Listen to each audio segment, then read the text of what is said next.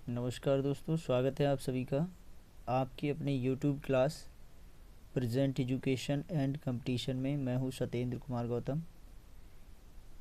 दोस्तों, जैसा कि आप सभी को पता है कि हमने आपको धातु रूप जो है पांचों लकार दे दिए हैं और आपको मैं इसके बाद में विभक्ति परिचय का टॉपिक जो है विभक्ति वो कराऊंगा। प्रथमा विभक्ति मैं आपको प्रोवाइड करा चुका हूं और इसके बाद जो भी आपका पोर्शन रह गया है आप मुझे कमेंट सेक्शन में बता सकते हैं। कमेंट के माध्यम से मैं आपको अवश्य प्रोवाइड करवाऊंगा। मेरा पर्पज़ है कि आप अच्छे से सफल हों, बस यही मेरी मेहनत का फल होगा। यही मुझे अच्छा लगेगा कि भाई आप कहीं ना कहीं अच्छी जगह पहुँचे, आपने सफलता प्राप्त की। ठीक है दोस्तों, तो आज हम देखेंगे, आज का हमारा टॉपिक है संख्या। संस्कृत में जो संख्याएं होती हैं 1 से लेकर 100 तक की, उनको आज हम बताएंगे आपको। तो चलिए समय को ज़ाया ना कीजिएगा और स्टार्ट करते हैं आज का आपका टॉपिक स्टार्ट करने से पहले आपको बता दूं, अगर आप हमारे चैनल पर पहली बार विजिट किए हैं तो चैनल को सब्सक्राइब कर बेल आइकन बटन दबाएं, ऑल नोटिफिकेशन ऑन कर दीजिएगा। ओके, इसके कुछ नियम हैं वो आपको मैं बता रहा हूँ कि संस्कृत में जो गिनतियाँ होती हैं उनको किस तरह से लिखा जाता है, किस तरह से समझा जाता है। तो चलिए कुछ नियम हैं यहाँ पर दिए हैं आपको, ये हम पढ़ लेते हैं। संज्ञा अथवा सर्वनाम की विशेषता बताने वाले शब्द विशेषण कहलाते हैं। यहाँ पर विशेषण के अंतर्गत हम केवल संख्यावाचक क्रमवाचक शब्दों का ही अध्ययन करेंगे। ओके, और नीचे चलते हैं थोड़ा सा। 1 से 4 तक की संस्कृत जो है तीनों लिंगों में अलग अलग होती हैं तथा 5 से 10 तक की संस्कृत तीनों लिंगों में एक समान बनती है। 10 से अधिक की संख्या संस्कृत में लिखने के लिए 1, 2, 3 आदि का संस्कृत शब्द 10 और विंशति में से 20, ठीक है, 63 में से 30, 44 में से 40 आदि से पहले रख दिया जाता है। जैसे 15, 5 ऊपर और 10। इसे संस्कृत में लिखते समय पहले 5 की संस्कृत पंच और उसके बाद 10 की संस्कृत 10 लिखेंगे। इस प्रकार मिलाकर शब्द बनेगा पंचदश। संस्कृत में संख्या उल्टे क्रम में लिखते हैं। जैसे संस्कृत में 17 को लिखना है तो पहले इकाई का 7 अंक की संस्कृत सप्त लिखेंगे और बाद में दहाई यानी 10 को इस तरह से 10 लिखेंगे। आप देख रहे हैं, इस प्रकार मिलाकर बनेगा सप्तदश। ठीक है दोस्तों, तो संस्कृत में 100 तक की संख्यावाचक शब्द आपके लिए इस प्रकार नीचे दिए गए हैं। चलिए देखते हैं। देखिए, यहाँ आपको दिया है एकाह। ये एकाह मतलब ये क्या है, ये आपका पुल्लिंग। एक के लिए पुल्लिंग में एकाह बोलते हैं और आपका स्त्रीलिंग में एका बोलते हैं और नपुंसकलिंग में आपका एकम बोलते हैं। ठीक है दोस्तों, इसी तरह से आपका दो ये जो है पुल्लिंग का है, ये आपका स्त्रीलिंग का है, ये नपुंसकलिंग का है। और इतरे में 3 होता है, ये पुल्लिंग का है। त्रिणी ये आपका नपुंसकलिंग का है और त्रस्त्र ये आपका स्त्रीलिंग का है। चत्वारा में 4 होता है और चत्वारी ये जो है नपुंसकलिंग का है और चत्वारा ये पुल्लिंग का है और चत्रस्त्र ये आपका स्त्रीलिंग का है। ठीक है दोस्तों, चलिए अब 5 को हम कहते हैं संस्कृत में पंच, 6 को कहते हैं षट, 7 को कहते हैं सप्त, 8 को कहते हैं अष्ट या अष्टौ। ठीक है दोस्तों, चलिए आगे देखते हैं।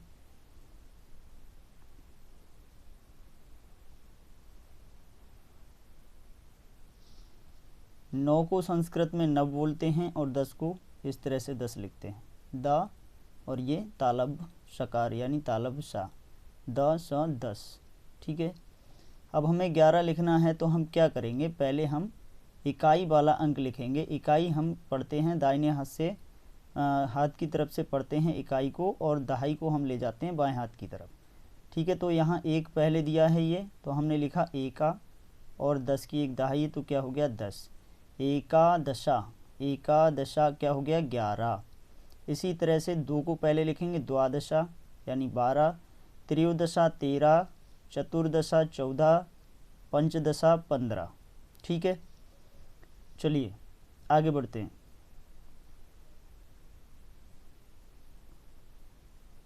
अब देखिए यहाँ 6 दिया है, ठीक है, तो षोडश में होता है 6 यानी 16, और 17 दिया है सप्तमिश 7, दशामिश 10। सप्त और 10 यानी 7 और 10 कितना हो गया, 10 और 7 17। दोस्तों संस्कृत भाषा की सबसे बड़ी विशेषता है कि उसकी आपको क्रिया, कर्ता और कर्म कहीं भी रख दीजिए, वाक्य आपका सही बनेगा। ऐसा जबकि इंग्लिश में नहीं होता है। ठीक है, तो ये संस्कृत की सबसे बड़ी विशेषता है, क्योंकि संस्कृत भाषा सभी भाषाओं की जननी है, हमारी प्राचीन भारतीय भाषा है, यही इसकी मुख्य विशेषता है। चलिए 18 देखते हैं। 18 में पहला इकाई का अंक क्या पड़ेगा, 8 पड़ेगा। ठीक है, तो हमने यहाँ लिख लिया अष्ट और 10 यानी कि अष्टादश, क्या हो गया 18 हो गया। और 19 के लिए नव यानी 9 पहले है, नवमिश 9 और दशामिश 10, 9 10 यानी कि 19। ठीक है, और इसके लिए एक और बोलते हैं एकोनविंशति। विंशति में होता है दोस्तों 20, जैसा कि आपको यहाँ दिख रहा है, विंशति में 20। और यहाँ क्या कह रहा है, एको न, एक नहीं यानी एक कम है, किसमें, विंशति में 20 में, 20 में एको न एक कम है, तो 20 में जब एक कम होगा तो कितना होगा, 19 होगा। ठीक है, तो ये हो गया 19, एकोनविंशति यानी कि 19, या नवदशामिश भी 19 होता है। चलिए अब देखते हैं, विंशति मिस होता है दोस्तों 20, और एकाविंशति। आपको करना क्या है, 10 तक की गिनतियां याद कर लेनी है। ठीक है, एका द्वा त्रया चतुर्थ पंच षष्ठ सप्तम अष्टम नवम दशम। ठीक है, और फिर आपको एकादशा द्वादशा त्रयोदशा चतुर्दशा पंचदशा षोडश सप्तदशा अष्टदशा नवदशा एकोनविंशति इसे कहते हैं। ठीक, और फिर 20 को कहते हैं विंशति। फिर आपको उसी क्रम में आ जाना है, एकाविंशति, एकाविंशति 21, और आपका द्वाविंशति में क्या होता है 20। यहाँ दिया है आपका 2 इकाई है, तो हमने द्वा पहले ले लिया द्वा, और विंशति में क्या होता है 20 होता है। ठीक है, तो यहाँ हमने 20 रख दिया, यानी विंशति, विंशति रख दिया। ठीक है, तो द्वाविंशति में कितना हो गया, 22 हो गया। चलिए आगे की संख्या देखते हैं। त्रयोविंशति, त्रयोमिश 3 और विंशति 20, 20 और 3 23, चतुर्विंशति, चतुर्मिश 4, विंशति मिश 20, 20 4 24, पंचविंशति, पंचमिश 5 और विंशति 20, 20 5 25, षडमिश 6, विंशति मिश 20, 20 और 6 26। ठीक है, सप्तविंशति, सप्तविंशति यानी कि सप्तमिश 7, विंशति मिश 20, 20 और 7 27। अष्टविंशति, अष्टमिश 8, विंशति मिश 20, 20 और 8 28। ठीक है, नवविंशति, नवमिश 9, विंशति मिश 20, 20 और 9 29। इसी प्रकार से यहाँ लिखा एकोनत्रिंशत्। अब 63 में होता है मित्रों 30। ठीक है, तो यहाँ दे रहा है संकेत एकोना, एक नहीं है, 63 में 30 में एक नहीं है, यानी कि ये कम है, तो कितना हो गया 29 हो गया। ठीक है, यहाँ दे रहा है 63 और एकात्रिंशत्, द्वात्रिंशत् 32, त्रयत्रिंशत् 33, चतुर्त्रिंशत् 34, पंचत्रिंशत् 35, षड्त्रिंशत् 36, सप्तत्रिंशत् 37 और अष्टत्रिंशत् 38, नवत्रिंशत् में होता है 39।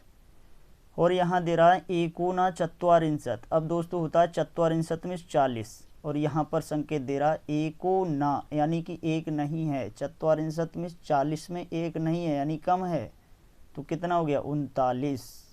ठीक है, और चत्वारिंशत् में 40। आगे चलिए, और 1/44 यानी कि 40 और 1/41, 2/44 मिस 42, 2/44 मिस 42, 3/44 मिस 43, और इसे बोलते हैं 3/43 भी बोलते हैं इसे। ठीक है, तो ये 43 हो गया। दोनों को देख लेना। ये खासकर गिनतियाँ आपके फ़िलहाल यूपी बोर्ड में तो नहीं आएंगी, लेकिन यूपी टेट वगैरह में ये काफ़ी लाभदायक हैं। ये ज़रूर से ज़रूर पूछी जाती हैं आपसे। और यहाँ दिया है आपको 44 मिस होता है 44, 44 मिस होता है 40, 44 मिस 4 और 44 मिस 40, 44 मिस 4, 44 मिस 40।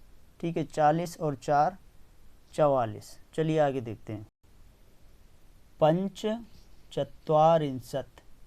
45, 46, 46, 47, 47, 48, 48, 49, 49 यानी 1/50। अब 50 मिस होता है 50, 1 यानी कि एक कम है। 50 मिस 50 में एक कम है, तो कितना हो गया 49, 50, 50, 1/50 यानी कि 51, 2/50 52, इसे 2/50 भी बोलते हैं। और यहाँ पर दिया है 3/50 मिस होता है 53। ठीक है, और आगे चलिए।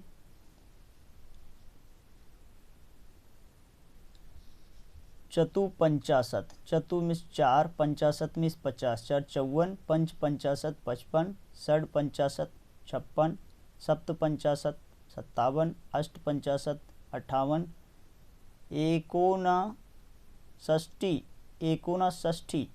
अब 60 मिस होता है 60, और 1 यानी कि एक कम है। 60 मिस 60 में, 60 में एक कम है, तो कितना हो गया 59। ठीक है, और 60 मिस 60। अब यहाँ फिर से वही क्रम आ जाएगा। ठीक है, 61 यानी कि 61, 62 62, 62 भी बोलते हैं इसे 62 को। 63 मिस 63, इसे 63 भी बोलते हैं 63 को। 64 मिस होता है 64, 65 मिस होता है 65, और 66 मिस होता है 66, 67 मिस होता है 67, और 68 मिस होता है 68, और 88 भी बोलते हैं इसे 88। ठीक है, 68 को। 69, 9 मिस 9, 60 मिस 60, 9 69 हो गया। 69 और 70 को बोलते हैं मित्रों सप्तती। ठीक है, 1 एक कम है 70 में, कितना हो गया 69। ठीक, चलिए आगे बढ़ते हैं। यहाँ दिया है सप्तती मिस होता है 70, 1 सप्तती मिस होता है 71, 2 सप्तती मिस होता है 72, और इसे 2 सप्तती भी बोलते हैं। 2 सप्तती इधर लिखा है और यहाँ 2 सप्तती लिखा है, 2 और 2। ठीक है, ये स्त्रीलिंग और पुल्लिंग वाला दिया हुआ 2 और 2। ठीक है, तो 72। चलिए आगे देखते हैं। त्रिसप्तती मिस 73, त्रिसप्तती मिस 73, इसे त्रिसप्तती भी बोलते हैं। चतुसप्तती मिस होता है 74, पंचसप्तती 75, षटसप्तती 76, सप्तसप्तती 77, अष्टसप्तती 78, इसको हम अष्टासप्तती भी बोलते हैं। ठीक है, 78 को। नव सप्तती, नव मिस 9, सप्तती मिस 70, 70 9 69, इसको 89 भी बोलते हैं। 80 89 क्यों बोलते हैं? क्योंकि 80 मिस होता है 80, और एक कम है 80 में, कितना हो गया 79। ठीक है, तो 80 मिस 80, 81 81, 82 82 मिस होता है 82, 83 मिस 83। ठीक है, और चतुर्शीति मिस होता है मित्रों 84। ये देखिए, पंचाशीति मिस 85, षडशीति मिस होता है 86, और सप्ताशीति मिस होता है 87। ठीक है, और आपका अष्टाशीति मिस होता है 88। ठीक, और नवाशीति मिस होता है 89, इसको हम बोलते हैं 89। एकोनानवति, ठीक है, एक कम है, 90 में से 90 में एक कम है तो कितना हो गया 89। अब यहाँ आया 90 में से 90, एकानवति मिस होता है 91, द्वानवति मिस होता है, द्वैनवति मिस होता है 92, इसको हम द्वानवति भी बोलते हैं, ये है आपका 92। 92 को दो तरह से लिखा जाता है, ठीक है, द्वैनवति और द्वानवति, 92। चलिए थोड़ा और आगे बढ़ते हैं।